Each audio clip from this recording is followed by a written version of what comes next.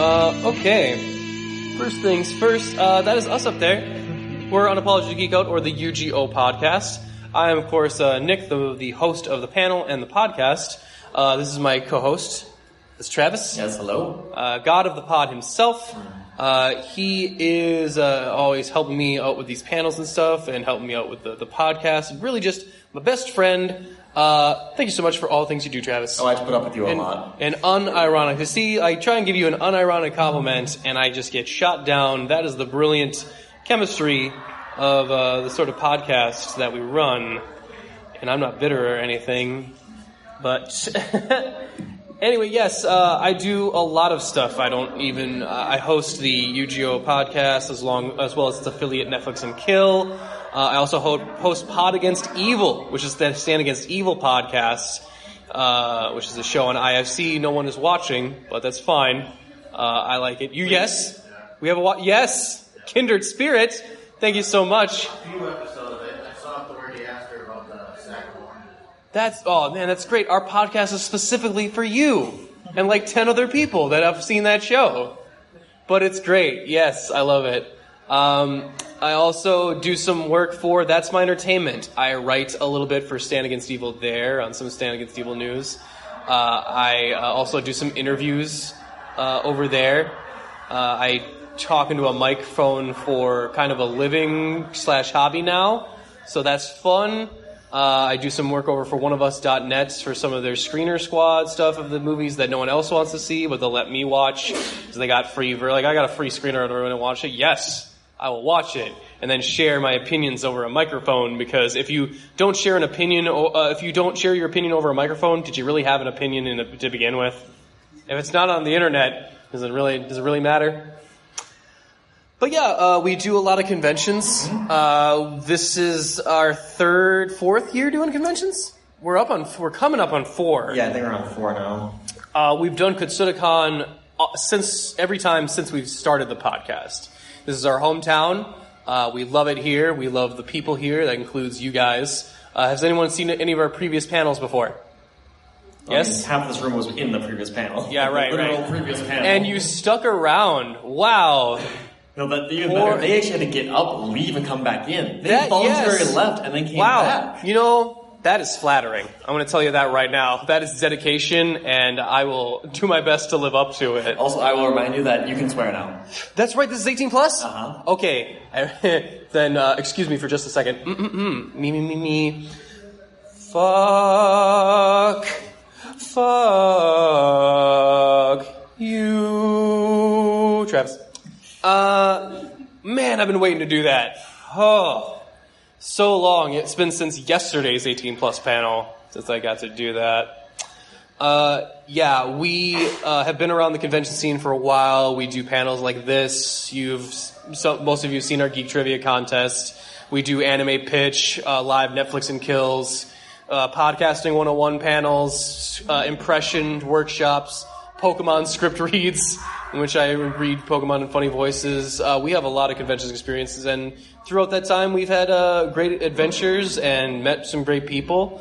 So we thought a lot of people do the same thing, so we wanted to create a panel to kind of have everyone share their experiences of like how cons have like forged friendships or lost friendships or just formed relationships, and how people have interconnected.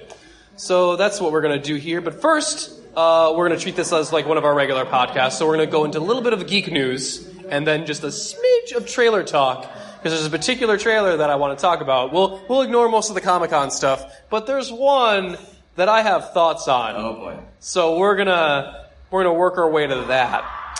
But anyway, should we just get started? Yeah, let's do it. All right. So, Travis, how you doing? No, I'm fine. This is the How You Doing segment of the podcast. Well, we've been at Kitsune Kon all day and then from yesterday, so whatever happens here is pretty much how I'm doing. Sure. Yeah, we have had a lot of fun at this convention. We have not got to see any other panels except our own. Oh, no, that's a lie. We did go to... that's right, yeah. Kazumi's Otaku Night, or... Takoyaki is an anime. Yes. That one. If you have the chance to see the Takoyaki guys, headed up by our friend of the pod, Nick Azumi, It's a great time. They do a lot of great Whose Line is an Anime panel, great improv stuff. And I think they also do like a kind of talk show. I believe actually they're like right after us. They have their own. Oh, okay. They're going to be kicking us out. So great. Yeah. Takoyaki game night. Yeah, there's some great guys. I think we met Nick at PlatCon. Yes. So we didn't meet them here. I think we did meet somebody here. Oh, I had my first con hookup here. Yes, that was great. You know what? We'll save that for the later section. For the con stories, but I'm just like reminiscing now of like some good memories here at Kitsune Kon. Good memories. So Travis, it's been an interesting week in the geek news. And by interesting, I mean, boy, complicated. Because I feel like we have to start off with the elephant in the room, because we have not talked about it, like, that dropped this week, but there's this whole James Gunn business. Yeah, who's heard of that one? Like, yeah, everyone here, yes. One person has heard about it. This is new. Okay, we got a couple. Okay, I was surprised, like, no, we didn't hear that. We were too busy having fun. We were prepping for KitsuneKon this whole week. We didn't hear anything about James Gunn. Well, so apparently, James Gunn has been fired by Disney over some tweets he made regarding some pedophilia jokes, some stuff that Rape jokes. Yeah, some really poor taste stuff. Now, where this gets complicated, because normally I'd be like, oh, he made some off-color jokes, and Disney didn't really want to be associated with that. I get that. Yeah. Disney's a family company. I mean, I get it. But then I look more into the story, and it gets real complicated. Now, let's point this out first, is the fact that the reason why these tweets and stuff were brought up was because he criticized Trump. Right. That's what happened. And a conservative, Fox News, I'm pretty sure broke this story. Went backwards into his tweets from, 5-6 years ago, which it was, obviously when you say something bad, it does, there's not a time limit on it. But the weird thing about it is he was already attacked for these comments by the left 6 years ago and made to apologize by Disney before he could keep working for them. And he did apologize and then stopped making the jokes, and that's why they had to dig back 6 years in order to get these jokes and get him into trouble. So, my thoughts on this are complicated because James Gunn did run with kind of the trauma crowd, and I never really liked those guys. They remind me of Eli Roth, where they're just shock jock horror movie makers, where it's like, we're gonna do the things that are the most shocking, and they don't really, in my opinion, don't really have a lot of substance. Again, I don't like those types of jokes, but again, they are jokes, and it seems like a lot of people are getting away with actually committing some of these crimes he has joked about, but we seem to hold our comedians and entertainers to a higher standard than our politicians, and I don't like that. If a female comedian can't say the word cunt, but our president can grab a few pussies. And I don't mean to make this a total political podcast. We're going to get off this after the subject, I promise. But I just feel like there's just a lot of double standard stuff going on here, and it's just going to fan the flames and make it like, oh, it's okay for us to go back towards any off-color comment you ever made and use that against you. I'm just wondering, because this does seem like a weird thing for Disney to do, because, yeah, they have fired people for this stuff before, but it's usually, recent stuff. Mm-hmm. So I'm almost wondering if maybe he did something else recently, maybe on this, one of the new sets of Guardians of the Galaxy or something, and they're just kind of using this as an easy excuse to kind of alright, yay, bye.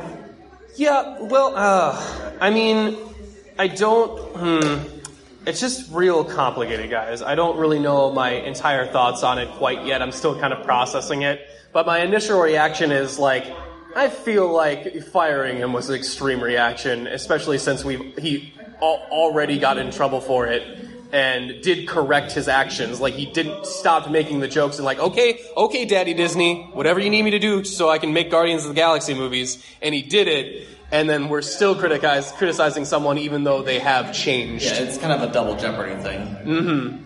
I don't know. I feel like the same way about Dan Harmon's apology as well when he made his apology for the Me Too movement he got caught up in. And he did the thing that we all want people to do is hey, this was completely my fault. It was unacceptable, and I will be better about it. And I feel like, yeah, the best course of action would be for these people to not have done the thing they did in the first place, but we don't have time machines, so we can't go backwards. So I feel like forgiveness and compassion is supposed to be something that we're supposed to be promoting, but I don't know if we're exactly getting there with with the world the way it is today. It feels like it's all just, I hate you for these reasons, and I don't want to listen to you at all about anything you have to say. But on a lighter note, Travis, did you have any news? Nothing in particular that's lighter. Mm-hmm. Well, one thing I wanted to talk about is, guys, did you see that Uncharted fan trailer? No? Yes? I see one. Velma is nodding very, very enthusiastically. So, they made an Uncharted fan movie, and they got Nathan motherfucking Fillion to be Nathan Drake. So, guys, dreams do come true. If you believe hard enough, your dreams will come. And I thought, like, man, he'd be the perfect guy, except he's a little too old now. Mm. And, you know, I'm used to watching him on Castle, where he's a little pudgier. Like, he put on a little weight. But apparently for his new show, his cop show that he's working on, he lost a bunch of that weight and has gotten back into shape. And they had him play Nathan. Stephen Lang is playing Sully, which is also an inspired pick. And it's just a little short movie of, like, wow, this is way better than whatever prequel they're going to make with Tom Holland or the thing that they're doing. I even forget at some point. Do you remember that there was supposed to be an Uncharted movie at some point that starred Robert De Niro as Sully and Mark Wahlberg as Nathan Drake? That was kicking around? No. Hey, I'm Nathan Drake. So how do you motherfull me? Oh, what's this? What's this, a relic? I mean, man, Sully, I don't think we should be messing with that. No, I just don't think so. Man, you know what? Now that I'm thinking about it, I kind of would watch that movie, but not for the right reasons. But, yeah, I was very excited about that. Do you have any, like, is there any other fan trailer, like, or fan-made things, like fan theories that would come out? Like, the only thing I can think of is Donald Glover actually got to play Spider-Man in a fan film. That'd be pretty cool. Like, if he actually got to play an older version of Miles Morales, like, that would be the level of, like, cool, like, that I feel like that Uncharted movie was. Or the Uncharted, you know, short film, I should say. The Uncharted movie is gonna be its own thing. Probably not as good. I mean, I don't like to prejudge, but that movie's gonna be bullshit. Well, it is a video game movie. Like, they prejudge themselves, to be fair. Well, who knows? It could be the masterpiece that was Assassin's Creed. I couldn't even finish it. Did anyone watch that movie, Assassin's Creed? Who watched Assassin's Creed? Oh, I am so sorry. I'm so sorry for you. Did you lose your glasses during the middle? Tell me at least there was that. So you didn't have to watch that ungodly monstrosity. But at least it had that Kanye song in the trailer. I am a god. Oh, God. Anyway, now I'm just flashing back to just video game movies. Mortal Kombat Annihilation, anybody? Yes? No? You're a smart crowd. You shouldn't be getting these references at all. Wasn't that like didn't Game Theory cover that, basically saying that was like, because it was tax deductible, so it's just a cheap movie, and they made it as cheaply as possible just so they could get the funding from the government over it. Well, that does sound like an Uwe Boll move, and I'm pretty sure he directed that one, if I'm not mistaken. Could be wrong, though. I don't know. Oh, boy. Anyway, bunch of Comic-Con news and that sort of thing, but we're going to leave that for our Comic-Con probably specific discussion. We'll probably talk about that a little bit on another podcast, so we'll leave most of that on the wayside. This is Nick with the UGO Podcast, and I am here getting our first artist interview here. I am so excited to be here with... I'm Kay from Studio Tiptop. Studio Tiptop. Now, that is a fantastic name for any business, I really think. It's a tip-top name for the Tiptop. How did you come by that name? It's actually just something I came up with friends. Oh, okay. Time ago. Just it was a brainstorming idea, and this is better than top to bottom or T to B, but it's like or rock bottom. I get you. So I'm looking at some of your lovely art here, and you really got some really cute stuff. I love the buttons, like the big-headed buttons.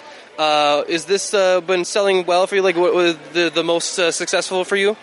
I mean, buttons are always really popular because they're easy to collect and they're cute and they're shiny.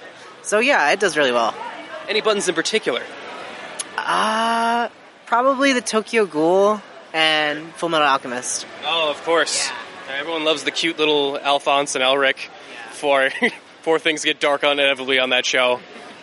But that's great. I love your art style. What would you say is some of your influences? For my current art style, I'm not sure. Like, I grew up watching Inuyasha and like. I was also a child in the 90s and had Adult Swim. Yeah.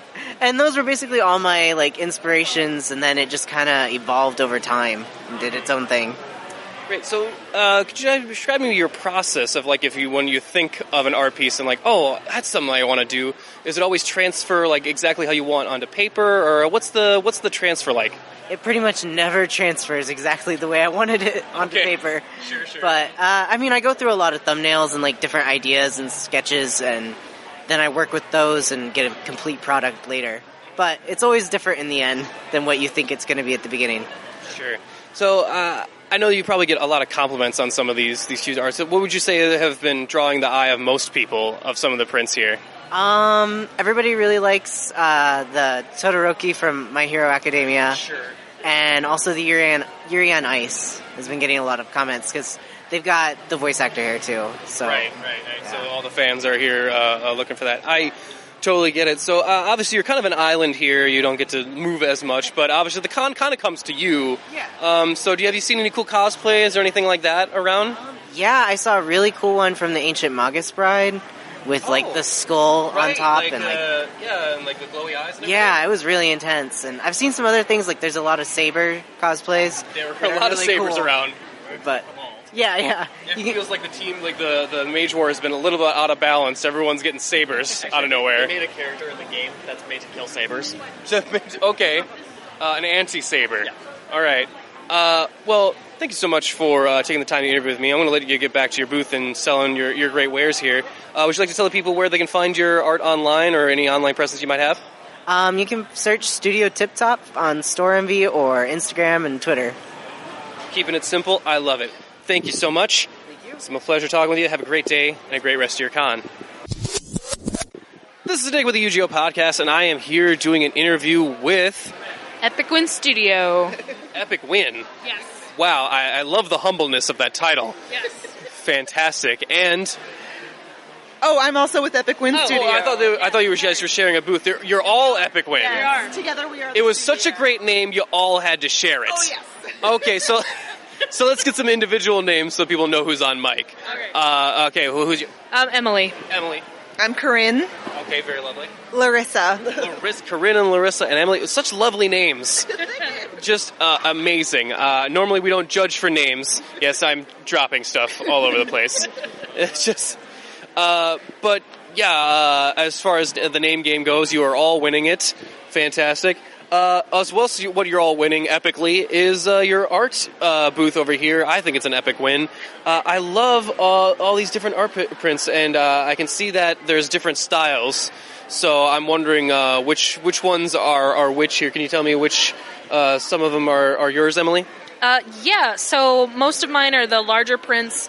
I do a lot of video game artwork, so I'm kind of obsessed with World of Warcraft, so that's kind of been the big focus right now. But a lot of just different games and media and stuff like that. These two are kind of more into the anime scene. I have some of that too, but they kind of dominate that genre, I guess, of geekdom. So that's a lot of their artwork, and these two are twin sisters, actually, and they work in tandem on a lot of their artwork. So Corinne does a lot of the drawing, and Larissa will come in and she'll ink it and throw colors in, and so they kind of... I wish I had a twin, someone who could do that for me, because that would be great. Sometimes I can con Larissa into, like, flatting something for me, like, hey, I really need this done really quick. So it works out. It's, it's a studio effort, so. Yeah. I don't like to advertise my twin, because I keep him locked away until I just need to go to the DMV or something. But, no, let's talk to the twins, too. Like, what are some of you said some of the anime stuff. Who did which of some of the anime? I know one of you must have done the Sombra, correct? That was me. Oh, that was Emily. Okay, I'm totally wrong. The Overwatch is mine too. All the Overwatch stuff is yours. Yeah, She's the queen of blizzards. I love the Sombra, by the way. Thank you. Anyway, I love that. well, what are some of your prints then, Chris? So I did a lot of I did the My Hero Academia print that we have up. I did the Full Metal Alchemist one that we have up. I like that one. Oh, thank you. Yeah, so, and most of the buttons on the wall there I've done as well, except for the World of Warcraft one. That's Emily. So, so I try to cover a lot of the, more of the anime and more of the kind of JRPG kind of games. But yeah, again, Larsa is the one who does all of the coloring for me because I hate coloring. So she does all of that. So you're more black and whites. Yes. And when shades of gray come into it, we need to go for Larissa. Yes. Right? Yeah. Right, So if you lawful good, chaotic neutral. Chaotic evil. Yeah. Wow. She's the evil Ringing endorsement. The evil twin. Let's talk to the evil twin for a minute. Larissa. So what are some of your prints? What are some of your ones you're most proud of? That I'm most proud of? Well, again, Corinne is mostly the one who does most of the stuff that we're selling. Right. I draw, but I don't sell any of my stuff really. Oh, okay. But you should. You're just coloring in, like. Basically, yeah. Like I ink. Yes, I ink and I color. That's mostly what I do. Corinne makes the coloring book, and then you go and then and actually fill it in. Yes. And together you conquer the world, basically. Yes. Right. Together we win. I'm not gonna lie. The more I talk to you guys, the more I just want you to call you one entity and call you Clarissa, and have you explain it all to me. But I'm going to try my best not to. Wait, that joke dates you a little bit. It dates all of us. Excuse me for being alive in the 90s, okay? Right. Melissa Joe Hart was everywhere, all right? True. No one knows who she is now, and this joke will not play with any of our audience. But you know what? I'm sticking to it. I believe in you. Yes. And you know what? My cousin Skeeter wasn't bad either, as long as we're getting with obscure Nickelodeon stuff. Oh, jeez. I liked that puppet. What were we talking about? No idea. I don't remember. 90s cartoons. Ink and paint back. Oh, yeah, ink and paint. How they should bring gargoyles back. Yes, Motherfucking gargoyles. Don't get me... Okay, so...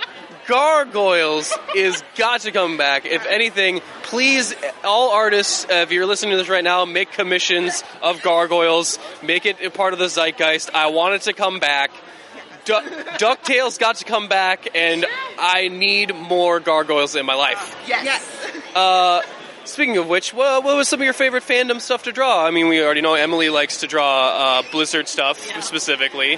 How about the twins? Do you have any favorite animes or anything like that? Full Metal Alchemist. That's why I did the big print. Yes. You like the design of I really like Ed's design too of just the outfit. I mean, Al always gets the attention because he's the full suit of armor. Yeah. But Ed has a really nice, the cyborg arm plus the red coat. He's got a really distinctive look. Yeah, It's iconic. Very poppy, very catchy. So I love the art style, and I'm a huge fan of the villains, which is why my print is of all the villains. The homunculus, yes. Because they're so unique and really, really good. So I love the design of them, which is why I had to do them. And I just really love the show. And it seems like even though everyone knows about it, it seems like nobody's really drawing it anymore, which is kind of sad. So yeah. By the way, what do you say has been the most popular? What's been most moving most of your booth? My Hero Academia, probably. Yeah. We had to go out and actually get more ink to print more copies of that poster. Yeah. Wow. So, yeah. Okay. Between, they have a couple, they have a button. Yeah. And they've got a small print, and then the large poster, it's and a charm. Yeah. They just keep moving. Yeah. And it's all Deku. It's you don't even have any other characters you do in the small buttons, but... Yeah. We all love Deku. They're moving, yeah. Everyone does. I love Deku. Yeah. We all love that psychotic bastard. Who should have given up a long time ago, but you know what? He's too dumb. Like us. Yes. I see a lot of myself in Deku. I do too. As a struggling artist, I know where Deku is coming from. You go, plus ultra. So obviously you guys are stuck here at the booth. You don't get to move around too much, but it probably helps that you're, all three of you are running it. You get to have breaks and stuff. Is there anything you guys have seen at the con in particular that's been your favorites? Cosplays, maybe other art, or maybe you guys saw any of the panels or anything like that? We haven't been able to hit any panels. Sure. We usually don't get to. There was an amazing fighting Guts from Berserk, who was walking around, and I don't know where he went, but I hope he comes back because it looked awesome. I know. Great, yeah. There's some pretty cool cosplay around here. Yeah. Well, it's been fantastic talking to you guys. Fortunately, I can't talk about gargoyles and Clarissa Explains It All forever. So... So guys, what you have to understand is about 90s animation. It really changed with Batman the Animated Series, and then everything changed everything. And then Disney tried to fight back with Darkwing Duck, but Darkwing Duck started off as a spy show, which is why all the spy enemies are in the first season before they switched to the supervillain enemies. But anyway... No, you're right.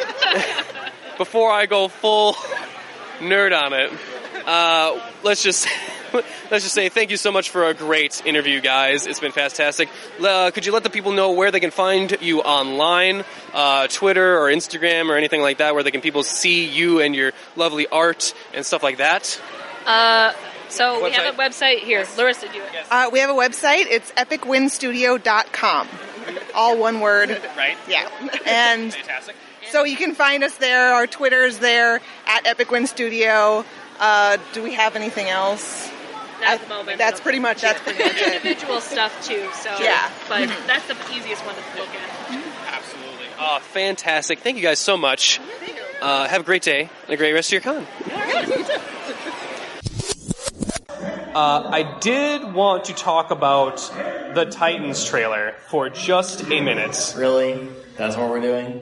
Mm-hmm. Look, okay, I'm going to try and bring it up on the big board here. See what I can do. The edgy Teen Titans because they swear. That one. So who has seen this here? Who's seen this? Yeah, we got one hand. Well, you're going to watch it again. She's cringing. You're going to watch it again, okay? Because I need to talk about this, and I need everyone to know what I'm talking about. So this is on, is that FX was this one going to be on? No, this one's going to be on their own streaming network, DC Streaming. Okay. So here we go.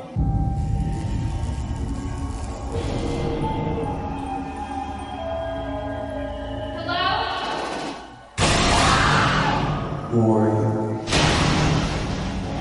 Everything led me here.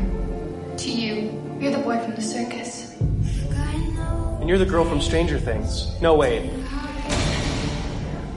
Yeah, it's a slow song. We need it. Well, at least it's not Batman's parents dying again. It's Dick's parents. An R. Please, can you help me? I'm sorry, honey, no one can help you with that haircut. It's real bad. Where's Batman?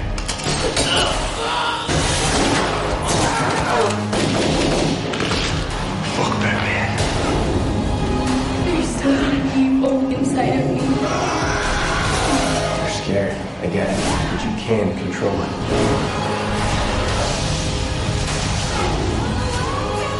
You don't know what I've become.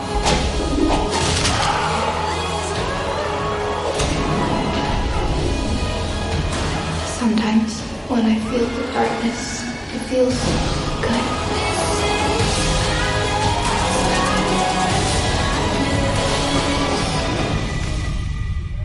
My mom says there's no such thing as monsters. I used to think that. I was wrong.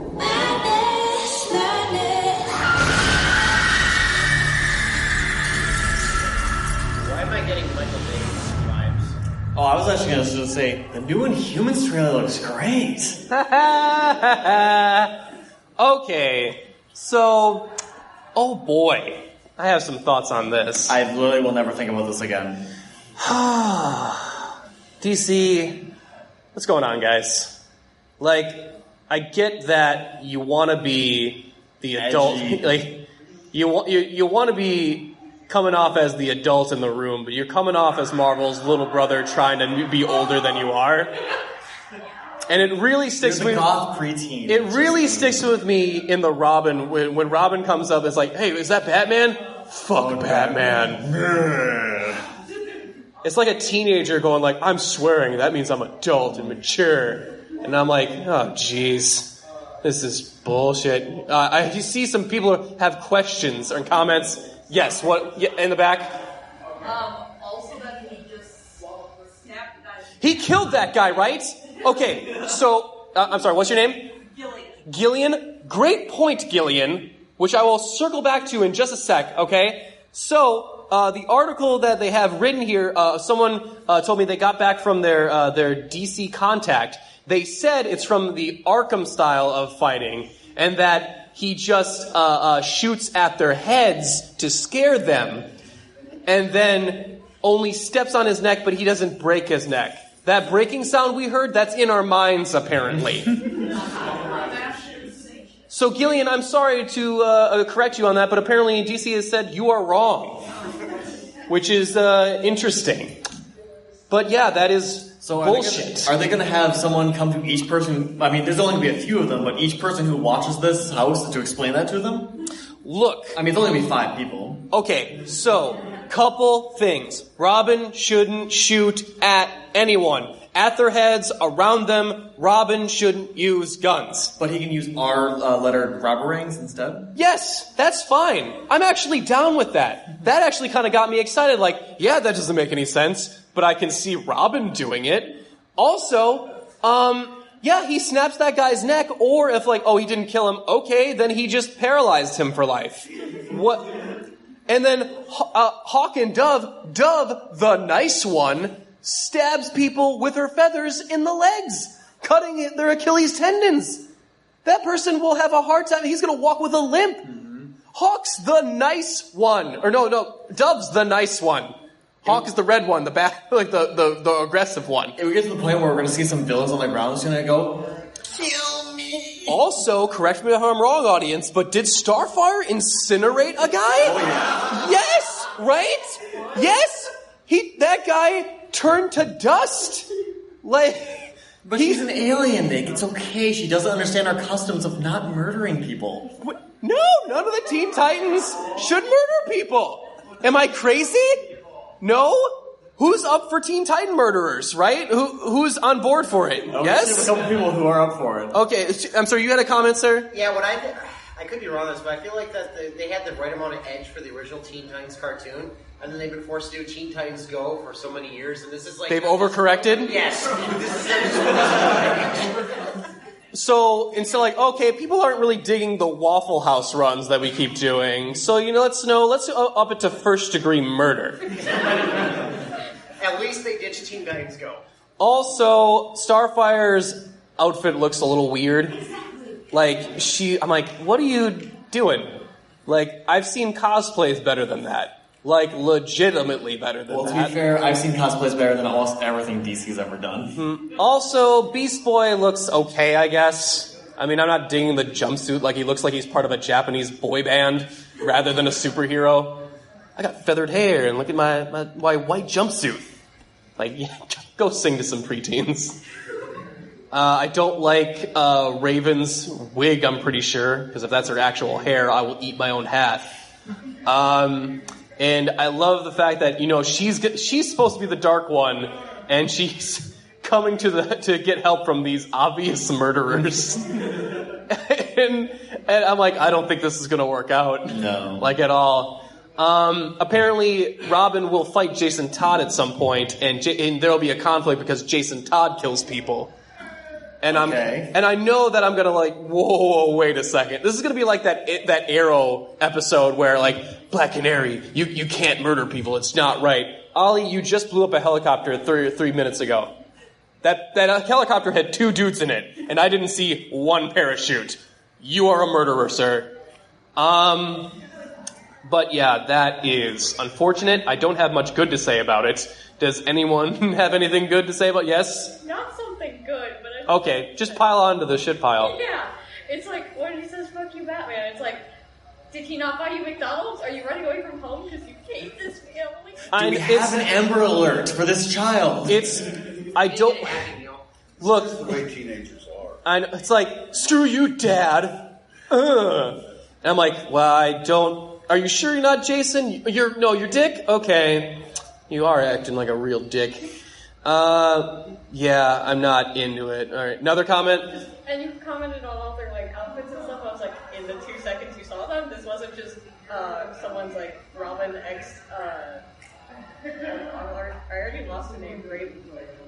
Raven, yeah. They're Robin x Raven fanfiction. To be honest, have you ever seen porn parodies of superhero films? They're way better than this. Right? Well, They're legitimately better. Their outfits are fantastic. My next question is, why are half of the Teen Titans obviously pushing 25? Like, they're 25 to... Robin, I'm pretty sure, is 30 fucking years old. What teenage group is he running? What is this? Oh yeah, Andrew Garfield's totally graduating high school in the Amazing Spider-Man films. Bullshit! No, see, it's actually just the Teen Titans shot. It's in 2018, so they're the Teen Titans, because it's them. That's it. Fucking unbelievable. To be fair, yeah. Oh, it's just Titans? Yeah, it's not Teen Titans. Oh, it's not... Oh, so they're getting around that one. You know what? Oh, great. Point retracted. This show will be amazing. Never mind. I stand corrected. They got me on it. Good on you, DC. Better than teen murderers? I think yeah, child murderers. Now that's a show. I'd watch that. Well, then you just get out in a few years. Yeah, there you go. They can work the system. Have some real commentary on it, you know? Oh boy, so depressing. This is Nick with the Yu-Gi-Oh! Podcast here again at KitsuneKon, and I am here with... Akai. Akai? Wow, that is a very intimidating name. Makes me think you're some sort of ninja, which is really cool. Akai, I'm here talking to you about your booth you're running here at KitsuneKon. What is the name of the booth? Custom Processing Unlimited. I see, and what you have customly processed here seems to be these great... I see, woodworks, these boxes. There's even, custom fidget spinners, these wood dice. There's, a whole bunch of, this crazy stuff here. How do you make all this? It's all laser cut and laser engraved, hand assembled, and hand painted. Oh, really? Hey, hand paint these? Wow, they look really good. I'm actually very interested in some of these, what do you call it? A dice well? Dice tray. Dice tray, okay. Dice tray, dice bowls. Yeah, and I've seen them before, but these are very intricately layered, and they're really cool. How have you designed these? What was the idea behind this? To make a long story incredibly short, conceptually, someone showed me something of a similar design and said, you could probably make these. And I thought about it and I was like, yeah, I can understand how they were made. I can't remember the name of the actual product though.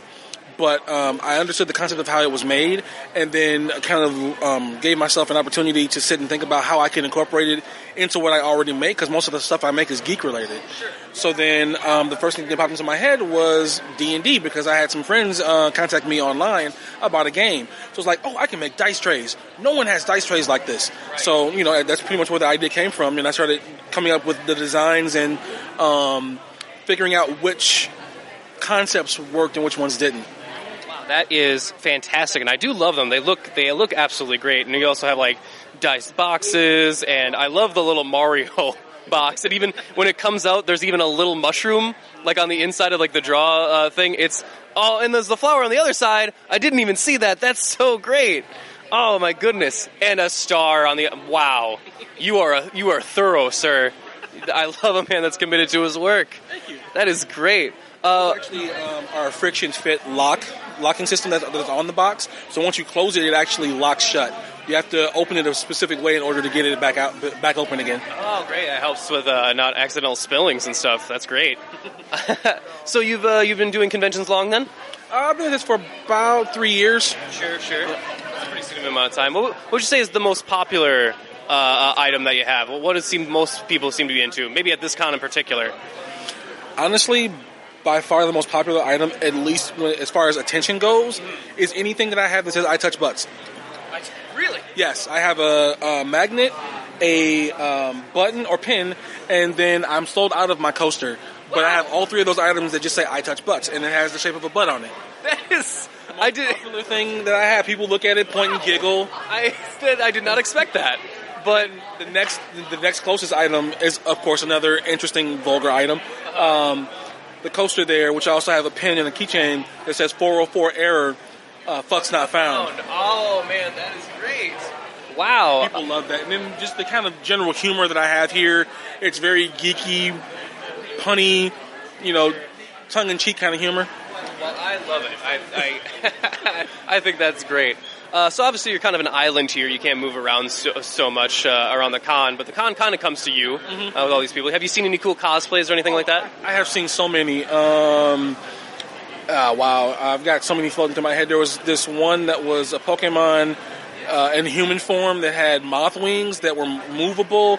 I've seen, I can't think of the guy's name, with the big pyramid helmet with the huge cleaver. Yes, I've seen like 2 or 3 versions of that character floating around. Some really nice ones. I'm trying to think of what I saw that was most elaborate and interesting. I don't know what she was from, but she looked like a dark angel, and she had these black wings that were from the bottom of the back, and she actually had them on strings, and she could pull the string, and the wings would actually open up. Wow, that's really cool. Yeah. The ones with wings have been my personal favorite this year because I'm seeing more and more people who are doing wings that are movable wings. Right. Like before, they were just wings that just sat there. But now more and more people are actually coming up with cool ways to make the wings movable, and I like that. That's pretty cool. The engineer in me likes that, and I have this thing. I like to explain it this way. So one of my favorite ways of explaining it. If you've ever seen the movie, the Lego movie. Yes. I forget what the vision is called, but the vision that the characters have when they see the item in an exploded view. Yes, the Master Builder vision, yes. I have that. So whenever I see somebody do something that involves mechanics, my brain does that, and it pops the thing open in an exploded view in my head. I'm like, oh, I understand how that works now. Wow, that's great. I'm honored to have done this interview with a Master Builder. Thank you so much. We will let you get back to your booth here. Would you like to tell the people at home where they can find you online for any of your stuff or any online presence you might have? Sure. The easiest thing to do is to Google me. If you Google Custom Processing Unlimited or CPU NLTD, the first 10 pages on Google are all me. Yes, literally. It's a long story I could tell you about, but quote unquote, we'll call it poor man's SEO. I've had the name for about 15 years, and I've splattered it all over the internet. So that's the easiest way to find me. Otherwise, I'm usually on Facebook, pretty busy on there, pretty busy on Instagram, things of that nature. I also have my own website. That is fantastic. Akai, it's been a pleasure talking with you. Absolutely fantastic. You have a great rest of your day and a great rest of your con. This is Nick here with the UGO podcast at KitsuneKon, getting some more interviews, and I'm here with Lee. I'm here to discuss with you some of your booth work here stuff. You're sharing a booth, correct? Yes. My artist studio's Miscellaneous Magic, and I'm sharing with Vixie Zilla Plush, and she's amazing. Her name is Cass. Mm-hmm. We know Cass. We've met with the Vixilla before. We've done an interview with her. We even had a commission. We actually have a stuffed Isabella, the Derby Dragon, our mascot, at home from her. So that's fantastic. Your booth, you have some interesting stuff here. I like the bags, of course. You have like little are they dice bags specifically, or? Well, they're all-purpose bags, but I originally intended them to be dice pouches. The medium-sized ones I actually have, I created with my DS system, my XL, so the pattern, so that you can fit your DS systems into them. Great. Mm-hmm. That's fantastic. But what I really want to ask you about is these little soot things. They remind me of what it is from My Neighbor Totoro. They're also in Spirited Away. Spirited Away. I can't talk today. I'm tired. The other Miyazaki film. Yes, they appear in both. I believe in Japanese they are known as Susawari, and they are supposed to bring good luck, is what I hear.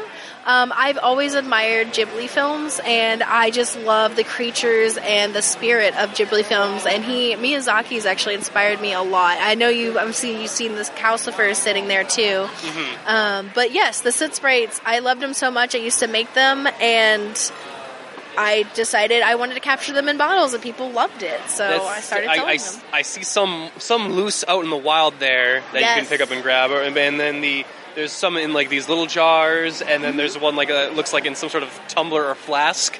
Yes. That's pretty cool. Yes. So what was the idea of putting them in bottles? Like, how did that idea come around?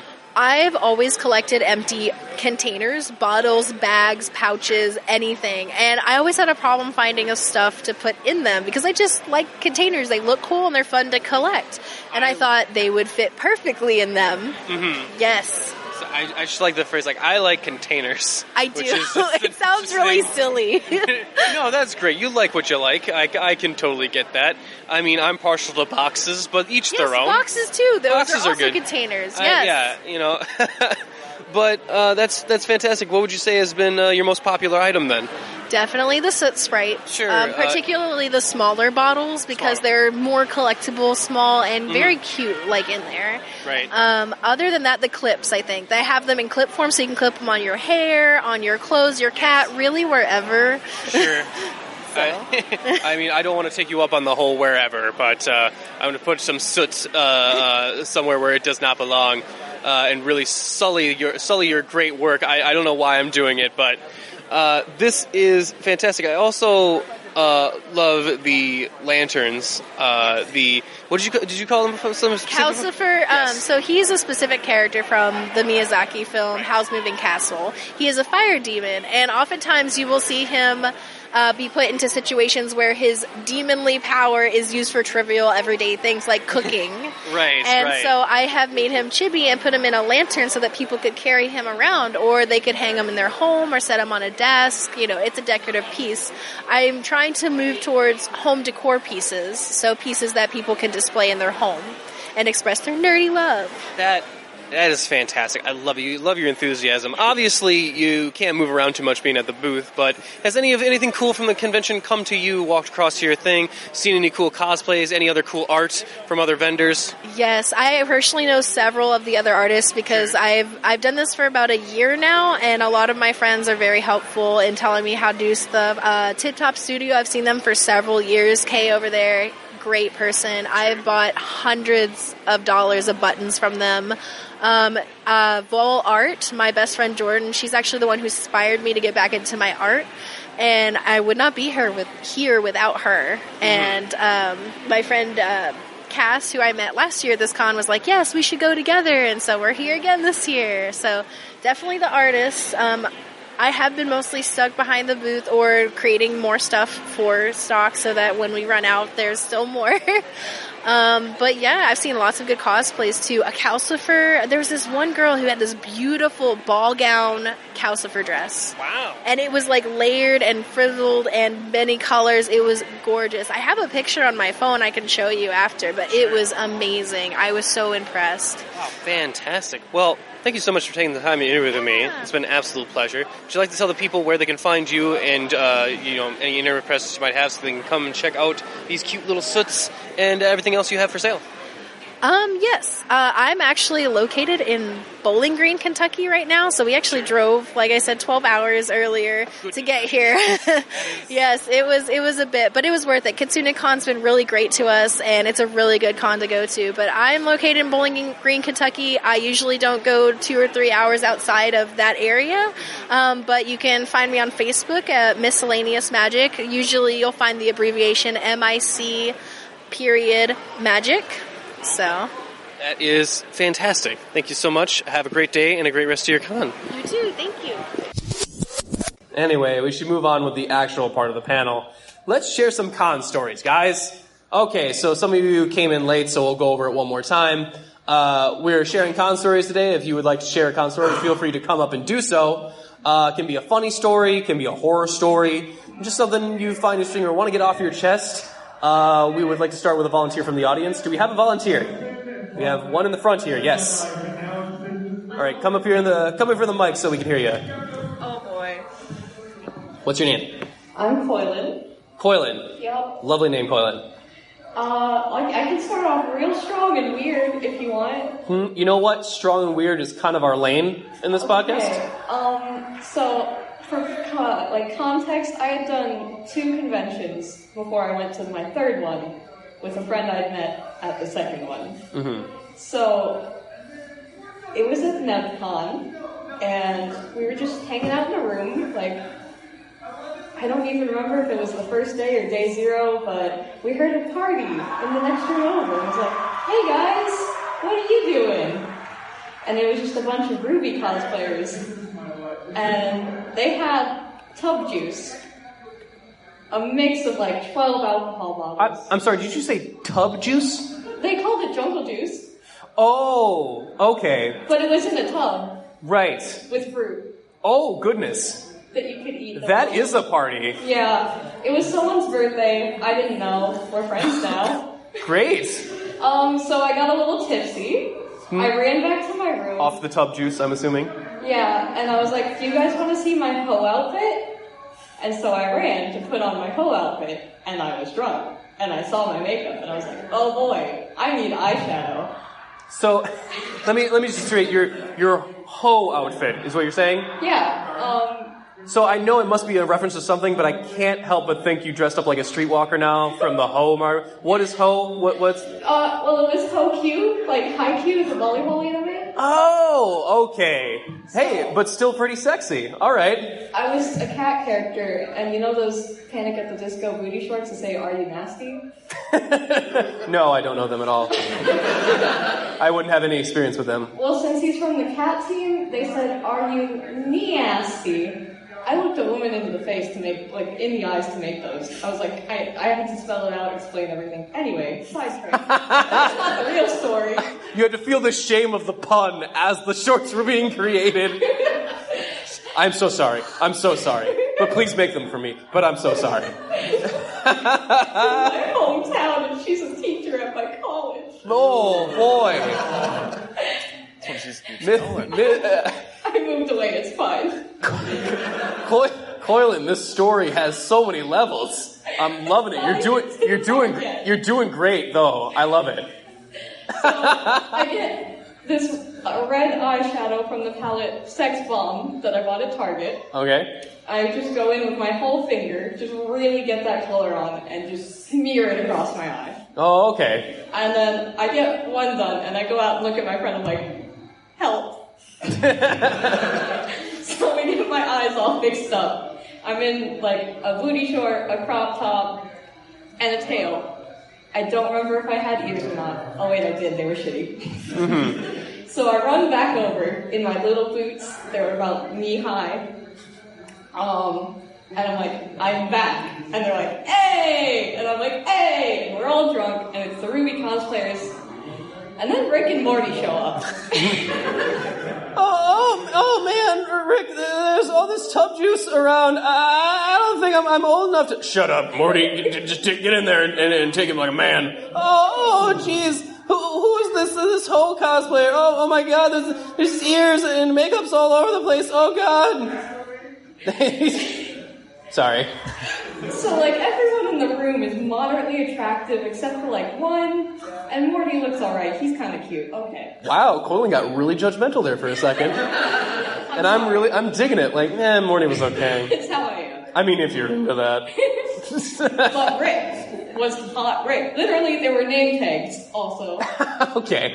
I think I found one of them on a hotel cart the next morning that was just, hi, I'm drunk. Mm-hmm. Makes sense. Which was accurate. That tracks. So we're all on tub juice, we're all chatting away, my friend's having an anxiety attack in the corner, drinking too much tub juice, and I didn't notice. Oh well. Mm-hmm. So Coylin, you're coming off great in this story. You're coming off like the real hero here. I was not a good friend at con. Oh man. And she moves it. I decide, hey, they're all cute. I think they're looking good. And I'm like, hey, can I kiss you? To one of them. I don't remember which. It's a bunch of Ruby cosplayers. Who cares? You said they were all the same level of moderately attractive. So what's the difference? I kissed about 6 of them. Cool. And then Hot Rick's over here and makes out with someone for a hot second. I was like, can I get in on that? Mm-hmm. And I did. And that's the story of how I made out with Hot Rick. Mm-hmm. Oh, wow. I love that this was a long con story so you could brag about making out with 6 people, including Hot Rick. It's okay. I didn't sleep that night because my stomach felt weird. Hashtag humble brag. Coylin, I would like to personally thank you for what a great con story. and setting the bar super high so that no one else is going to volunteer. But you know what? It was worth it for tub juice alone. Thank you so much. We'll take that. Just for context, I did 8 more cons this year. That's my first one from this year. Okay. So how are you at handling your tub juice now? Oh, it's not any better. Everyone give that a round of applause. Yes. We're stuck. Oh, shit. Flew it over. Okay. Now the question is, though, how many more rubies have you made out with since the next con? Yeah. Oh, no, I haven't kissed anyone since then. Oh. Okay. No, wait. I mean, I would go for the whole set if I was you. I missed. I had to kiss one ugly Ruby cosplayer. Oh, poor you. Stash. The worst thing about kissing a Ruby cosplayer is the stash. Is what I find. Oh, goodness.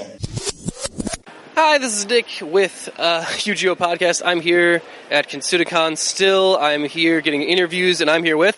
My name's Jackie. Jackie. Pleasure to meet you, Jackie. I'm here interviewing you about your booth. What is the name of your booth? It's Penelpe Love Prints. So cute and adorable. I love it. And to the point, too, because I also love your prints. They're so cute and adorable over here. I love especially these constellation type pieces, like the whale here, too. Like, your art style is very kind of psychedelic sort of thing going on. What would you say is your inspiration for your art style?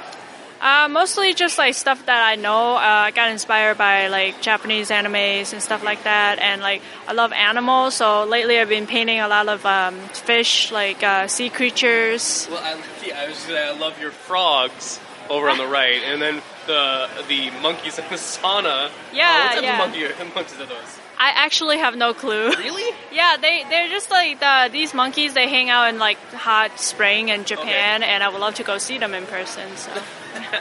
I love that. It's like, I just Googled cute monkeys one time. I have no idea what they are. They're just super cute. So, obviously you have some geek-related stuff here. What is... do we have a confirmation? A Japanese macaque. I was going to say macaque, but I wasn't sure. I didn't want to insult our baboon listeners by making the mistake. Obviously you have a bunch of geeky stuff here, too. I love the... inspirational Team Rocket poster here, which is them trying to kidnap Pikachu. Just like when you think you want to quit, remember where you started. I love that. What would you say has been moving the most at this convention in particular? What's been the most popular? It's definitely the Studio Ghibli collage, like watercolor, and then also the deer skull. Those two are my most popular prints so far. They are lovely, just absolutely beautiful, by the way. Just great. I just want the Ghibli one just for the cat bus alone. You did a great job on the cat bus. Thank you. Almost haunts my dreams as much as it did when I was a child. But that is great. Obviously, you're kind of an island here. You can't really move that much, but the con kind of sort of comes to you. Have you seen any cool cosplays or anything neat walk across your path? Actually, today I don't see as many cosplay as yesterday, I say. Okay. Yeah, there's like a couple of Full Metal Alchemist cosplay that I like because I'm a big fan of the anime and the manga. Oh, great. Well, Brotherhood, or are you more a fan of the original? I actually like both. I read all the manga first, and I also watched the original, but I think they did a good job like wrapping up the story from not having an ending. How do you feel about the movie, live action? We don't talk about movies. We don't talk about the movie. That's a good decision. We don't... What movie? I don't know. What Matrix sequels? It's too bad they only made one of that movie. No, that's fantastic. So is there any ideas kicking around in your head right now for future prints? Like anything inspiring you at this convention? Like, ooh, maybe I should do something like that. Actually, I'm trying really hard to finish a series. So all the animals that you see, is the monkey, the frog, those ones are actually part of a series for a calendar that I'm planning. But obviously, it's not going to be finished by 2019, so we'll have to push it like 1 year, to 2020. The 2020 calendar. Yes. So basically, the idea was just like animals doing their own thing, like every month, like based on the season. So the hot spring would be for winter. The frog and raining, it's gonna be spring. So I'm trying to finish that before I move on to anything else. Oh, that's great. I absolutely love that. So adorable. Well, thank you so much for taking the time to interview with us. Would you like to tell the people where they can find your stuff online, or any online presence you might have, so they can see some of this beautiful, beautiful art? Yeah, I have my profile on pretty much all social media, and you just need to go search Penelpe Love Prints. Penelpe Love Prints. All right, you heard her, folks, and man, it is definitely worth it. I suggest the Full Metal Alchemist, what's his name? The Armstrong, which is when in doubt, workout. Fantastic. I absolutely love it. Thank you so much for interviewing with us. Have a great day and a great rest of your con. This is Nick with the UGO Podcast, and I am here getting some more interviews here with... Fae Cakes. I'm sorry, Fae Cakes? Mm-hmm. As in fairy and cakes. So Fae Cakes. Oh my goodness, that's adorable. Fae Cakes, that's like unicorn bread or whatever the millennials are eating. I love that. Like, I just need my coffee with a side of Fae Cakes. Oh, man. It goes well. Indeed. So you're here with sharing a booth. What is is it a shared name of the booth, or do you have a name for your stuff in particular? I mean, mine's just under my name, Fae Cakes, for right now, because it's just my artist style. Just your artist. Okay, so yeah, I mean, if you had a name like Fae Cakes, then you should throw it down underneath there. Yes. I was looking at some of your booth over there. Your stuff is on the left, apparently. Yes. So you're the one responsible for those adorable little squids. Yep, those little octopi, yeah. They're all different little cosplay ones. So this year I've got Overwatch and I've got My Hero Academia. And then last year I had pre-orders for Persona, so now I have the full family. That is great. I also see buttons and I think, is those stickers up there? Is those magnets in the little baggies? They're charms. Just some old merch that I'm getting rid of. So I've got some Hetalia charms there that are ready to find new homes. Hetalia, that's what it was. Okay. So what would you say is moving the most at your booth in particular this year? Strangely enough, the thing that's moving most is commissions, actually. People have been looking at my sample book that I have for my art style and just falling in love with it, which is shocking to me because my art style is so different that I didn't really expect it to move at all. It's not your typical anime strangely style. Flattering. It's like, now I don't want any of this, but I want this thing particular from you. Exactly, yeah. They're probably not that aggressive about it. That's just in my mind. That is actually kind of how it's been. Oh, okay. So, even, they don't care if it's something they know or something they don't know. It's just like that style. It's so different. No, you made these for anyone to enjoy. I want something just for me. Yep. I love that. That's great. That's a niche market into itself. I also like your prints too. Like I saw some of your print style as well. Is there anything in particular you like to draw? Any fan base or franchise or anything like that you find just really interesting to draw? It switches, based on what seasons of anime are out. Sure. But right now, I'd say the big one for me is Bungo Stray Dogs. Oh, okay. I'm unfamiliar. So it's a bit older. It came out, I believe, in 2016, but still an ongoing series. Oh, that was forever ago. Yeah, but it wasn't one of those ones that took off, kind of like a Steins Gate or so. Just one of those hidden gems or so. Or Noragami would be another one that's similar in that same genre. So it's for a certain type of genre. It's not like the big main ones, like the Shonen Jump kind of series or anything like that. But it's still well written and it captures my interest. That sounds fantastic.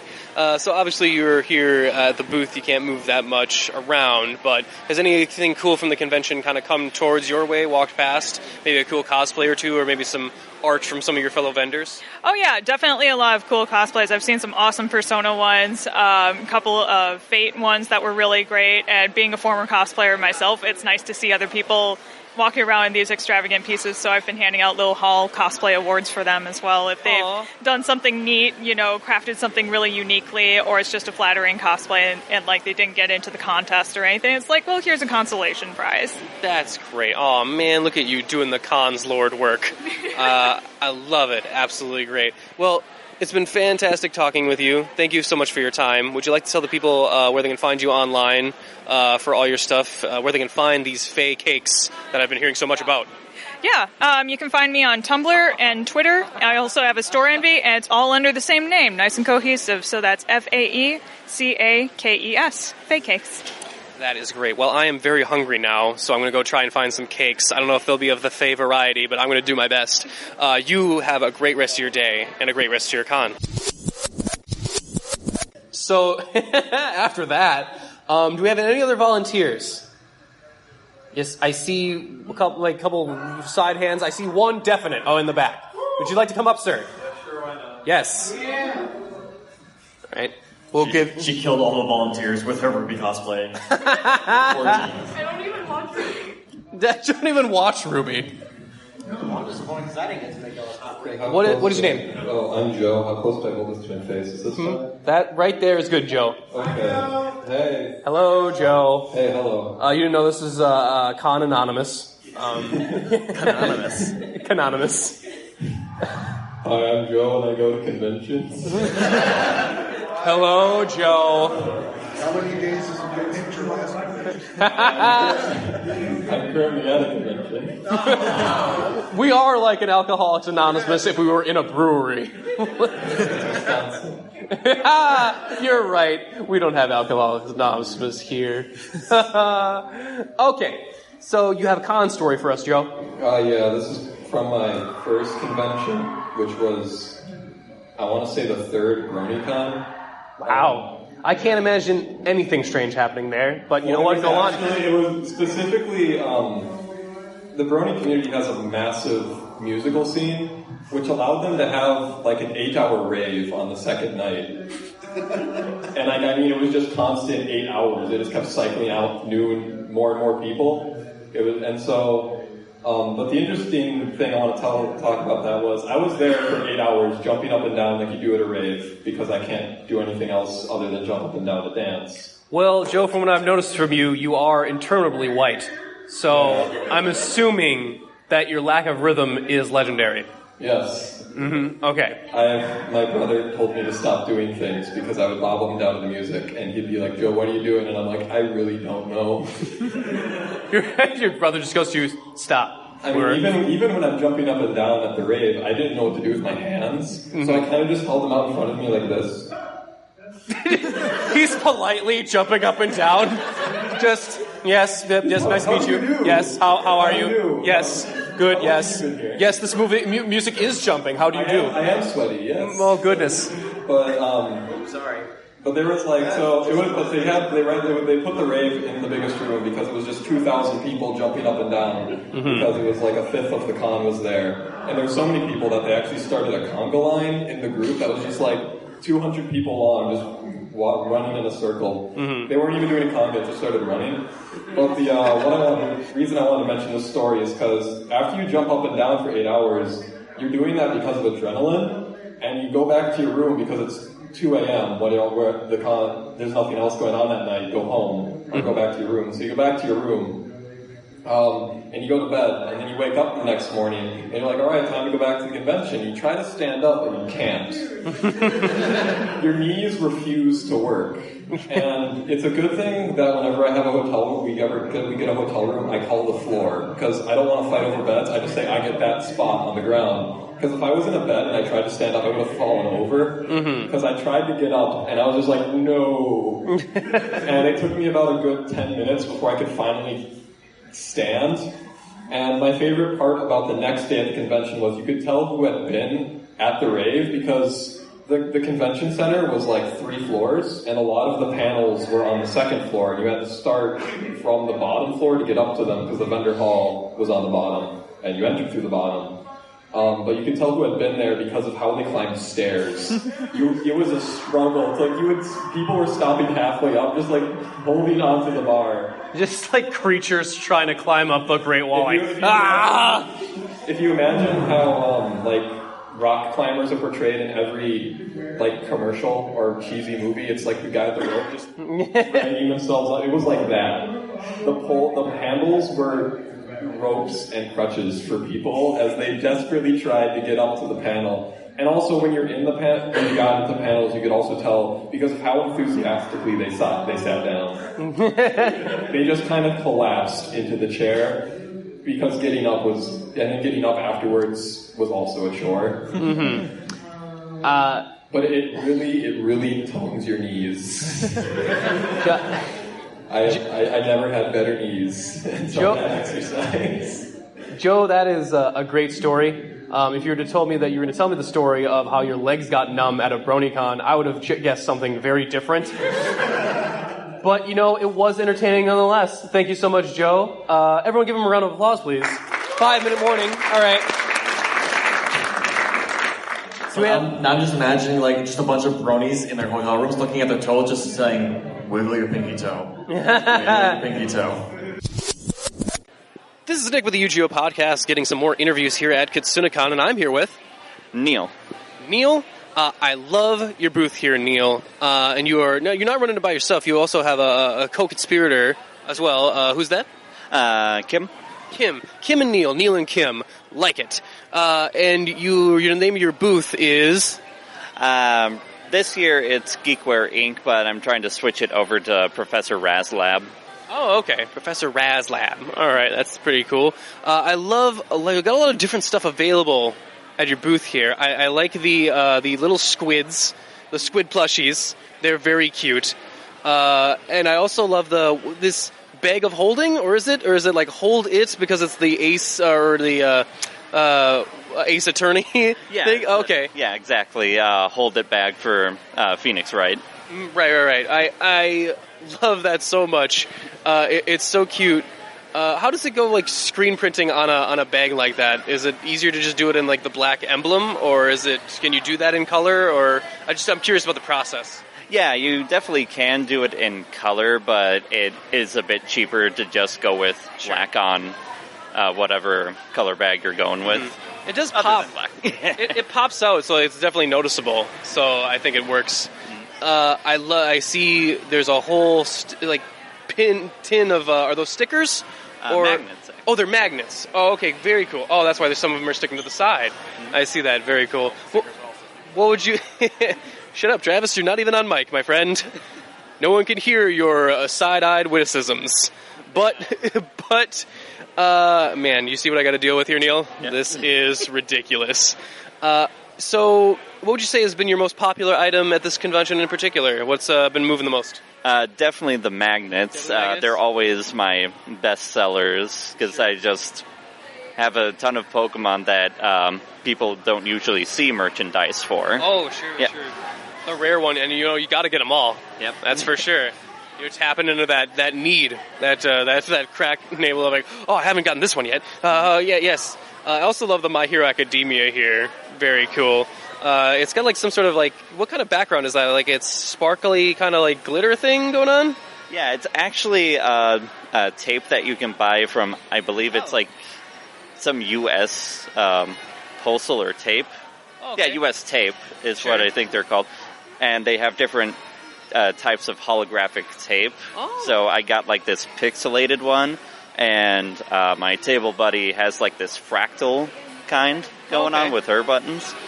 That is fantastic. So you split the booth down the middle, is your stuff on the left and hers is on the right? Yeah. Yeah, okay. Exactly. So that is really cool. You share this booth for a while then? Yeah, we tend to split tables, especially if somebody gets into a con but the other one doesn't. Oh, sure. I get you there. I get how it works. So obviously you're kind of stuck here on the island here, man, in the booth. But have you seen anything cool walk past your way? Maybe a cool cosplay or two? Oh, definitely a good few cosplays. And every now and then when I am able to stretch my legs, there has been some tremendous art here this year. Especially this one person doing pencil sketches. Oh. Over there, and they're just magnificent creature designs, so detailed. It's amazing to look at. Very cool. So I am so glad I got the chance to interview with you. It's been fantastic. Where can people find you online to see some of your work and stuff? I'm predominantly on Tumblr nowadays. I am trying to spread into not Facebook. I'm totally trying to blank. Instagram? Twitter. There we are. Yeah, go. Exactly. I should just start laying off things. Yeah. Friendster. No, that's not. No. MySpace. Yeah. Oh, Tom. Oh, Tom, you're so lonely. But no, that's great. I hope people definitely go check out his stuff. It's really cool. and you were absolutely pleasant to talk to. Thank you so much. Have a great day and a great rest of your con. You too. This is Nick here at KitsuneKon Sunday. Oh my goodness, I am so tired, but you know what? I feel energized because I feel like I'm going to have a great interview with the people from Gnomish Collaborative. I am here with Liz, Jocelyn, Chris, Hannah. My goodness, what a fine bevy of people here. Some great personalities. I love the smiles all around, even this early on a Sunday morning. For those of you, I'm being sarcastic. They look so tired. So tired to be here. Devastated. But I'm here to talk to you about your booth, the booth you run collaboratively, I'm assuming. Otherwise, your name is pretty misleading. But could one of you describe your booth and some of the types of things you have for sale? No, don't everyone jump in at once. Okay, hold on, everybody. The looks around the table were pretty severe. So the Gnomish Collaborative came out a couple of years ago after we had been working some cons together with Gnome Games, as staff members of Gnome Games, and saw just a number of things that we felt like we could do to improve upon the Artist Alley formula, where we'd see a lot of tables where, and we respect that all the cons have their own different vetting processes to get people on board, but maybe it's our ego, but we walked around and said, boy, we think we can do this better. And we've been doing it successfully for 3 years, Something like that. 4 years maybe. And we took a year off. We took a year off when the 3-year-old was born. So then it's 5 years, because there was a couple of years in, then a year break. But I think we've been doing that pretty darn well for the last 5 years. We've grown a lot. We've added a number of artists. Saw a couple leave. Saw more come on than leave. And it's a great collaborative group. We make a point of getting together a couple of times throughout the year, and just getting the chance to get all the pieces in place. And we hit the table, and things run smoothly at that point. It was also put together as a way to keep us creating, because it's so easy to get caught up in life and work, and things are happening, and you get to the point where you're like, I really want to make something, but oh my god, I got to get this done. So we push each other to make stuff, to improve stuff. We bounce ideas off each other all the time, and so it was done as a way to keep us doing things and creating things, and having an outlet for that. It's always helpful to have a deadline when you want to make something, and so we use this too as just a way to keep going ahead, and keep doing stuff for us. So that's absolutely fantastic. What a great, inspiring story. You have some really cool things on the table. Could we just go around and say one or two of the things you've contributed specifically that you created? We'll start with Hannah over here. Sure. I make stickers. Just make them, draw all the art myself and print them, and spend a whole lot of time and a whole lot of finger bruises to cut them all out. Other than that, that's what all I do for this table. This is actually my first convention selling. Or I should say large convention selling. So I'm really excited about this, to see how everything ends up. Haven't had a lot of time to actually be in here and talk with the booth, but I'm excited. You just graduated too. I did. I just graduated college, and this is my first sort of big project post-college. So exciting time for you. Wow. Yes. There's a lot of first times going on, I'm assuming. But how about you? So I started doing a lot of the jewelry work. My wife's taken a good bit of that on now, and so in the background I'm helping. The administrative work is a lot more of my effort right now, with getting things set up with the booth and inventory, and running our spreadsheets, and making sure our square is in line for taking credit card payments and the cash box and things. So I assume that is this your wife? Yeah. Yes? Okay, I didn't want to assume, but I'm like, I feel the vibe here. Yeah. I mean, I was making eyes at you, and she seemed very jealous, like, hey, stay back here, my man. I'm an attractive man. I agree. I have an attractive voice, so Look, I hope everybody... that's what I was trying to tell her. She just said that I was hers for now, though. Look, well, I didn't know we were collaborating that way, but here we go. Oh boy, goodness, this interview's taken a turn. This got a lot more interesting. But yes, Liz, we just mentioned the jewelry, so you said that you've taken more of that over. Are you responsible for those lovely tiaras that I saw? Yes, the crystal crowns are my creation. They have been very popular this con. I actually spent yesterday the entire time behind the booth making more because I was selling out of them. Great, that's awesome though. So, That's a great problem to have. Yeah, thanks. Yeah, it's. I also work a little bit more on the jewelry. I do Hockett's infinity scars as well, sort of a side project. So I'm always looking for new stuff to make, and I do a lot of market research, trying to figure out what's popular, what are the animes that are popular, and other things, and just trying to keep up with new stuff always. So it's great. So the crystal crowns seem pretty intricate. Like, what goes into making one of those?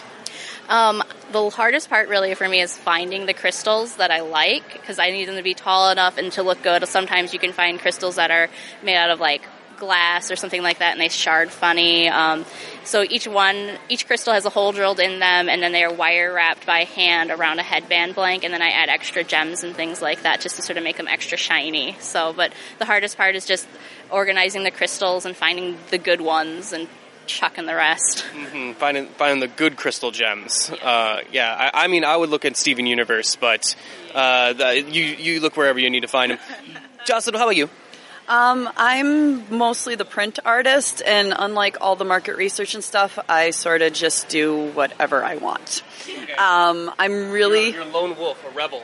I'm really fond of art history, and so I combine my love of art history with current pop culture stuff.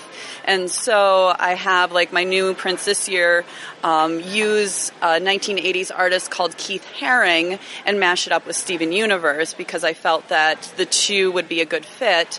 And then in every print that I sell, I include a little artist statement just to give the buyer a background about the artist, to hope that they maybe go and they look more into that, because I think it's fascinating and it's fun, and you learn so many cool things when you read about these artists, and I just like to spread the art around a little more. That is fantastic. I'm sorry I went pale-faced there for a second, but as soon as you said art history, I remembered every college relationship I ever had that started with the words, I'm an art history major, and things did not work out great. But you seem lovely. I did not major in art history. Oh, okay. But I do like reading about artists. I just read a book called The Art of Forgery, which is fantastic, and maybe, side career. Side career forger? But it's really interesting. You brushed right past that one. No comments. I actually used to work for a gallery and do restoration work, and so I think that's where my art history love came from, because people would bring in like a canvas reproduction of something and it would be flaking, and I would have to go and I would have to fix the flaking area and stuff like that. And so you would look at, this artist meant it to be like this, or things like that. And so it got really interesting, and it's fun to mix them up. Like I did Polar Bears Cafe and Toulouse-Lautrec, and it was interesting just to try to make those fit together too. It's like a puzzle. That is fantastic. So this is not your first time at KitsuneKon. You've been here before, I hear. What has been moving specifically? What's been most popular at this convention in particular? I know you said the crystal crowns were pretty popular. Anything else in particular? So we've been selling a lot of Hannah's stickers, particularly the Pusheen style Evolution Pokemon stickers. Those have been pretty hot. Nice. We brought somebody on who's doing perlers, and he does. He's done some smaller standees and magnets, keychains, perlers that are more practical. We all hate when you go and you get a piece of perler that's just some beads stuck together and you wonder what to do with it. So he's got some that can stand up as a piece of art. And he made a bunch of canvases this year, and there's only one of those left now too. And those were big pieces. A lot of effort went into those. So those sold really well as well. Wow, that sounds really cool. I gotta go definitely take a look at that. I know I saw the Pokemon ones, although I just saw the ass ends of them, which was interesting. No, that's the only end of That's the only end? I thought they were just backwards. Pokemon butt coasters, yes. Oh, so wow. Got, so specific. I'm not sure where this idea came out of, Danielle, and boy, they're funny, and they're cute, they're funny. It's anybody who owns a cat can appreciate having to look at a butt every time they try to put their drink down. Sure. And and they're cool, and they've been selling too, so people like them. Great. I like the fact that someone looked at Pikachu's ass and was like, I want to set my drink on that. Yeah. I don't know why, but I feel like that is an underserved market. But that is fantastic. So obviously you guys are kind of trapped here at the booth most of the time, but the con does kind of come to you somewhat with different people coming through. Is there anything you've seen particularly that was really cool at this con? Maybe a cosplay, some other artists that you saw? So I saw a sort of closet-style Tjorborn Overwatch cosplay, but the best part was that she was walking around with her 3-year-old, but her 3-year-old, as she pushed a stroller, the 3-year-old was walking, but in the stroller was a turret. And I don't know if that's a type of love or hatred for your child, but that poor, for the 3-year-old, the 3-year-old though was probably pretty bummed. I don't know. I feel like any problem that child's going to have, they're going to try and fix it by just bashing a hammer against it. It's like, oh no, you're sticking with the civils? I'll get the hammer. And they're talking about reworking that kit, and you're going to be throwing turrets out at a distance at level 2 already, so I don't know. That we're past the days of Tjolborn smacking things with a hammer, except for, his opponent's heads. Red team. Ugh, red team. So. Oh, goodness. How about anyone else? Anyone else see anything cool? There was one. I don't know what they were exactly cosplaying, but they did a really interesting thing. It was kind of like a creepy Wizard of Oz Tin Man thing. It was very nightmare fuel.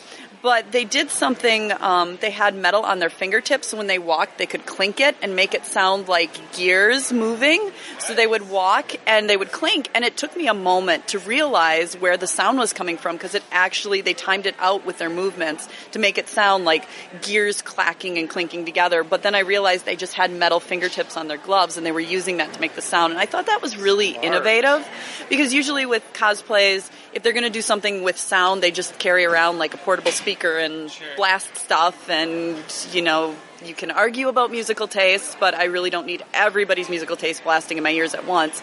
But this was a really interesting way to add a whole new level of creepiness to this cosplay, which was already going to be nightmare fuel. I'm dreaming about that tonight, and I'm not happy about that.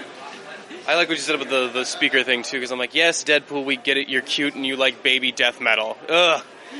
But anyway, I think we're over that. I think 3 cons ago we were over the Deadpool cosplays. Though there is one that walks around at Daisho Con dressed in safari gear, and that Deadpool needs a good hug. That one works so well for Daisho Con because it's at the Kalahari, so it has the whole safari vibe anyway. And all the mounts around, and you can walk around and point at the mounts, and what a big nerd. But you gotta appreciate the dedication to the water park that's African themed.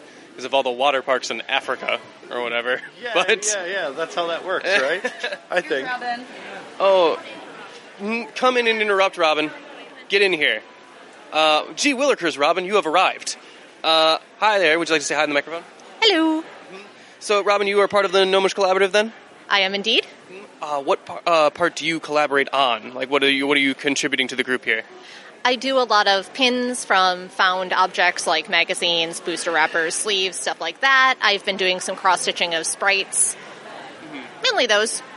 Great. I love the Moogle ear headband thing with the bobblehead. Really cute. Makes me want to try and synthesize stuff right now, in front of you.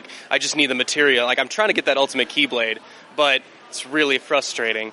Anyway, what were we talking about? Oh, yeah, that's right. Your art booth. I was asking some of these guys here any of the cool stuff they might have seen at the con. Did you see anything cool? Any cool cosplays? Maybe another artist booth that looked pretty neat? I just ran in the door. This is the first chance I've had all weekend to make the con, but I've definitely seen some cool people walking around so far. You just got here. I'm evil and I made her work. Oh, goodness. Wow, I am so sorry they drag you here on a Sunday morning. Shame on the rest of you. Robin works for Gnome Games, and so she works in the store, so she had a work shift yesterday. Oh, okay. Offsite. Not the lucky nerds who got to work upstairs in the game room. So what a bummer. Mm-hmm. Yeah. Well, it was fantastic meeting you, Robin, for the last 30 seconds of this interview. But that's fantastic. Late than never. Thank you guys so much for doing an interview with me. Would you like to tell the people at home where they can find you online, on the online presence website, anything like that? The online presence is going to be put up. Liz just graduated with her, what is it? It's my master's degree in nursing, so I'm a nurse practitioner now, which is what I do for my day job. And so we wanted to give our Allie had a break while she studied for that. So the online presence will be up hopefully within a couple of months. Great. Right now, though, you can find us on Facebook at Facebook.com/Gnomish Collaborative. Keeping it casual. I like it. Yes, Okay, no yes, definite article in front. You don't want to come off as snooty, even though you've stated previously you can do this better than everyone else. So I like the humble brag going on over here.